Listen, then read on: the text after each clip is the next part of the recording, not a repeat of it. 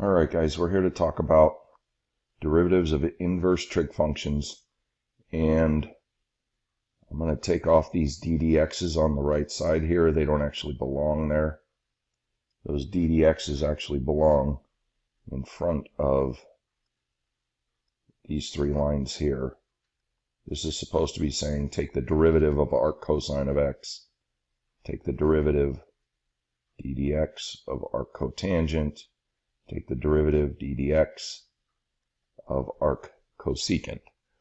And instead of going through those, I'm just going to go through the ones on the left side in the blue, and I'm going to talk about this first one here. This first one is saying take the derivative with respect to x of arc sine u. And so the derivative says, hey, look, that's going to be u prime over 1 minus u squared. That's the derivative of arc sine. Now, I'm going to do this first example without using this definition here. I'm going to kind of do it what we call the long way, and then I'm going to show you how it ties into that derivative right there. So if you notice here, I've got y equals arc sine 2x, and I want to take the derivative of this guy. The problem is I don't know how to do arc sine of 2x without going back to that chart up top. So the first thing I'm going to do is I'm going to take the sine of both sides. Sine of y equals the sine of arc sine of 2x. Now, if you remember back from trigonometry, when you take the sine of an arc sine, they cancel each other out because they're inverse operations. So I'm going to end up with sine of y equals 2x. That I can take the derivative of. I know how to do that implicitly. So that's what we're going to do next. We're going to take the derivative, ddx. All right, so here we go. The derivative of sine is cosine of y times the derivative of y, which is dy dx. That's the left side derivative. The right side derivative is easy. It's just 2. But I need to get dy dx by itself. So I'm going to divide out both sides by cosine y. So dy dx is going to equal 2 over cosine of y. Now this doesn't look anything like it did up top, and that's because up top there were no y's in the equation. So I need to figure out what's y. Okay, I need to put something else in there. I want this in terms of x, not in terms of y. So the question I'm asking myself next is, what is cosine of y equal to? Well, what do I know about cosine? I know that cosine is defined, the cosine of an angle, so y is my angle. So I'm going to come over here to my triangle. I'm going to call that angle right there y. I know that cosine of y is adjacent over hypotenuse. Okay, well, I don't have anything labeled on my triangle, so let's go back to my original, or almost original, sine of y equal to 2x. Oh, I had that in there, didn't I? Right here. Sine of y equals 2x. Well, we also know that sine is defined, sine of any angle, so I'm just going to use y again, is defined as opposite over hypotenuse. So because sine of y is equal to 2x, I know that 2x is the opposite side. And since it has to be over something, it must be over 1. So I know that 1 is the hypotenuse and 2x is the opposite side. With those two in mind, I should be able to find the adjacent side using some Pythagorean theorem. So my adjacent side, I'm going to call that a for just a minute here. And I'm going to come over to my other side here and I'm going to do a little Pythagorean theorem. I'm going to do a squared plus 2x squared equals 1 squared. So we've got a squared plus 4x squared equal to 1. Subtract 4x squared on both sides, you get a squared equals 1 minus 4x squared. And if you square root both sides, you get a equals the square root of 1 minus 4x squared. So I now know that the adjacent side of y is the square root of 1 minus 4x squared. All right, so I can substitute that now. Take a look at cosine. cosine of y is defined as the adjacent side, the square root of 1 minus 4x squared over the hypotenuse, which is 1. So I really don't need the 1 in there because it's over 1. So let me go back to my derivative now. I know that dy dx, the derivative, was equal to 2 over cosine of y. But I now know that cosine of y is the square root of 1 minus 4x squared. Now I could be done at that point because that's the derivative all in terms of x, but it still doesn't look a whole lot like what we saw up top. So I'm going to rewrite one more time. dy dx is equal to 2 over the square root of 1 minus, and I'm going to rewrite 4x squared as 2x squared. Now, take a look at my original problem here, the original problem. Arc sine of 2x. I want you to think about u equal to 2x.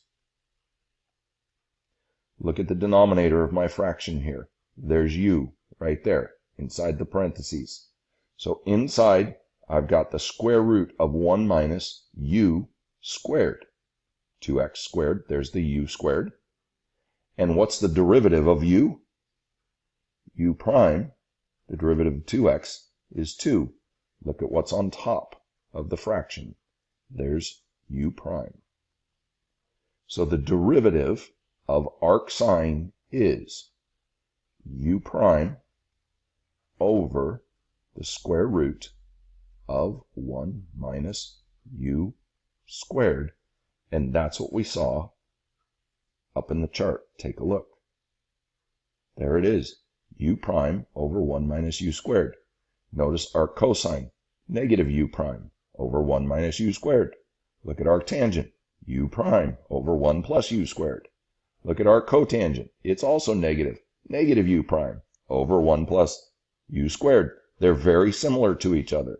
Arcsecant gets a little more complicated, u prime over the absolute value of u times u squared minus 1. So there's a little bit of flip-flopping in there. Let's take a look at some other examples and do them the short way. Our next one is arctan. Okay, so arctan, if you look up top, the derivative of arctan is u prime over 1 plus u squared. Okay, here's u right here. U is equal to 3x. U equals 3x. Okay, that means that u prime is equal to 3. Let's plug it in. So the derivative of arctan here, we would end up with u prime in the numerator, and in the denominator, 1 plus 3x squared, which is also 9x squared if you want to simplify. Take a look at your next one. Tangent inverse. By the way, tangent inverse and arctan, these two are the same. So tan negative it's a superscript. It's not an exponent. It's a superscript of -1 and arctan are the same thing. Let's try this one. I'm going to start off with u. Here's my u value. U in this case equals the square root of x. Since I'm going to have to differentiate that, I'm going to let u equal x to the 1/2. And then I can very easily differentiate u prime equals 1/2 times x to the -1/2. And let's see where we end up here. All right, the derivative of arctan or tan inverse.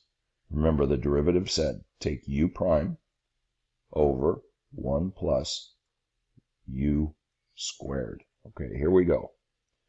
U prime. Now, I don't know if I want to put this stuff that we had into the numerator, so I'm actually going to come back over to u prime and I'm going to simplify this. Because u prime is actually 1 over 2 times x to the positive 1/2, which could also be 1 over 2 square root x. So in this case, my u prime is 1 over 2 square root of x. So it's actually going to end up in the denominator, not in the numerator. And then I need 1 plus u squared. Well, 1 plus u squared is already in the denominator, so I'm going to multiply that by 1 plus my u value was the square root of x squared. And we'll go ahead and simplify this one. This is going to be 1 over 2 square root x times 1 plus x.